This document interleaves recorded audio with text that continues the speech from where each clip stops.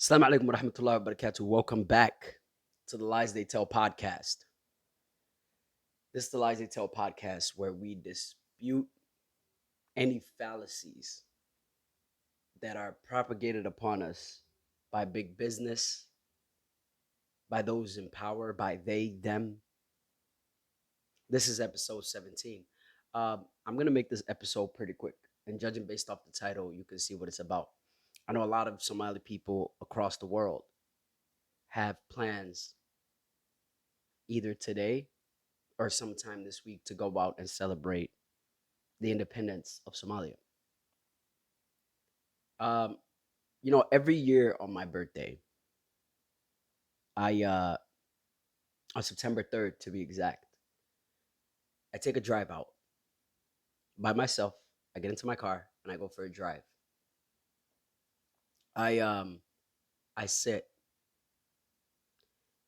and I reflect and I think about where the previous year has gotten me, where I've been, what I've been through, the losses, the gains,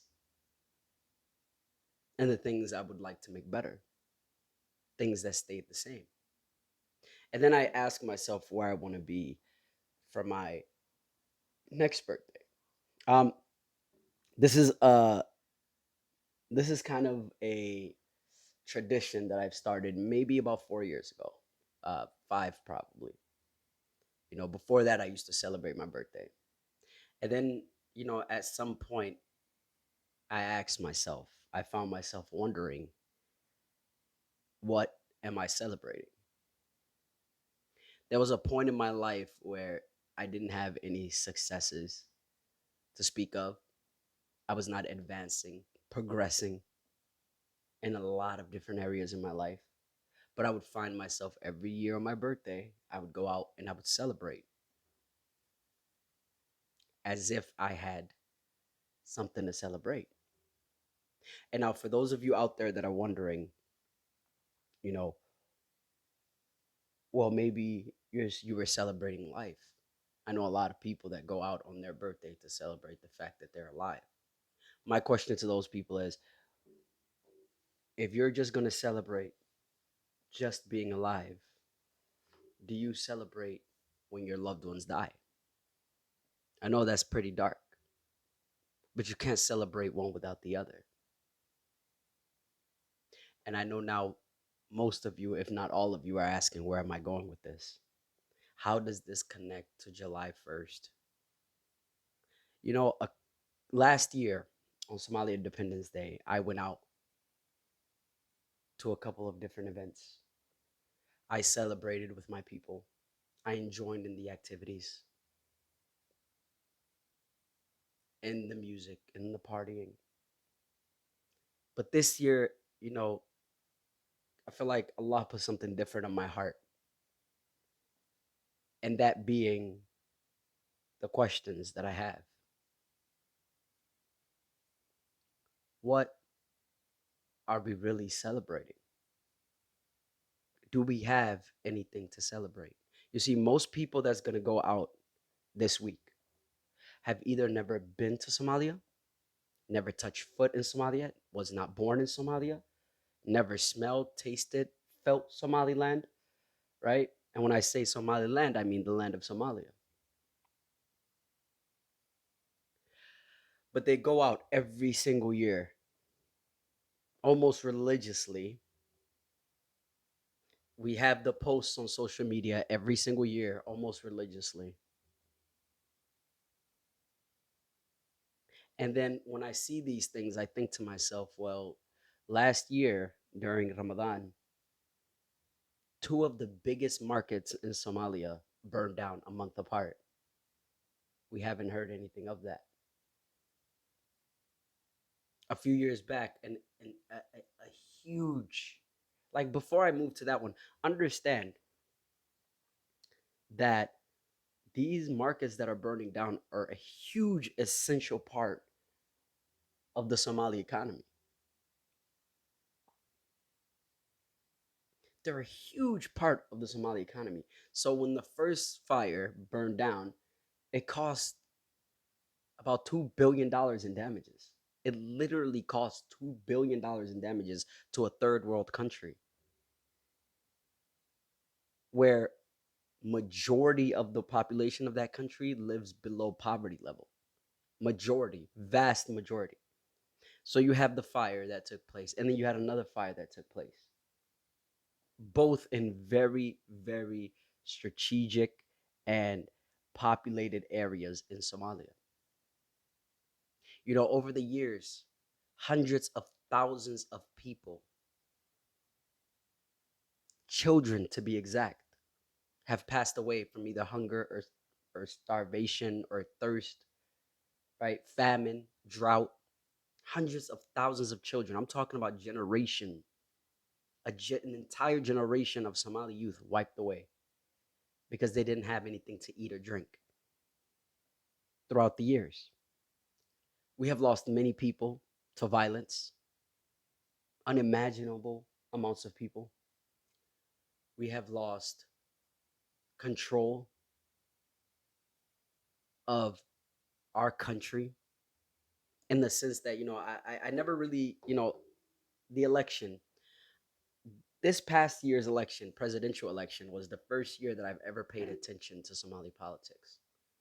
Not in the sense of like, who likes who doesn't, but just how their system is set up. So imagine in Somalia, the way things work is that, there is no popular vote. It's all electoral, meaning that people quite literally cannot go to the voting booth and vote for who they want. And they have about 312, if I'm not mistaken, elected officials from different areas of Somalia who cast their votes for president. And then that's the first round. And in the first round, the four candidates who have the most votes proceed to the second round. And in the second round, this is really true.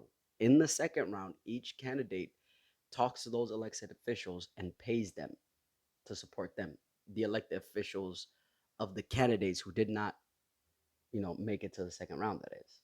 And at the end, whoever comes out of the second round with the most votes wins the presidential seat. This is how we select our new president in Somalia. Um, we have no say in it, to be completely honest with you. So you have the two biggest, you know, money revenue in Somalia burned down a month apart. You have elected officials who are in place not because the people elected them, but the leaders of the country elected them. You have hundreds and thousands of souls lost to war, drought, famine. And I still find our people celebrating every July 1st. What are we celebrating? What technological advancements has Somalia made this past year? What societal changes has Somalia made in the past year?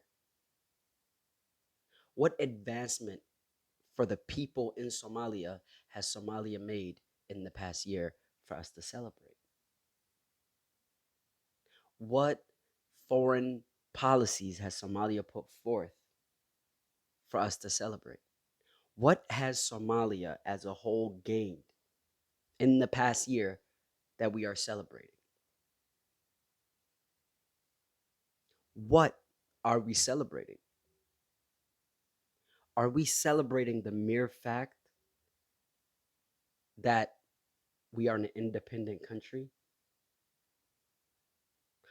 Because, that took place back in the 60s, long before a lot of us were alive. That is the last thing that we have accomplished, and that is the last thing that we're celebrating. You see, this is the way the devil works. The devil, takes from you. He takes from you, he takes from you, he takes from you. He'll give you a very minuscule, a very small win. And then he inspires you to celebrate that small win because you've been losing so much. And instead of asking ourselves, why are we losing so much? We say, well, we're independent. Let's go out and celebrate. Let's go out and party. What are we celebrating? I want each and every one of you, if you want, because I am not here to shove anything down your throats. I'm not here to make you believe what I believe. I'm not here to make you do anything you don't want to do or anything like that, or either even pressure you to do that. I would like for each and every one of you, when you're going out tomorrow, when you're going out this week, when you're going out for the next 2 weeks, because there are different parts of the world are going to be celebrating this event. Alhamdulillah, Somali people have been given the blessing of being able to live in different lands to provide for themselves. When you are going out, I want you to ask yourself, why are you there? And if you should find yourself saying that you love Somalia so much, I hate to break it to you, but the country you love is not in a position to be celebrated today.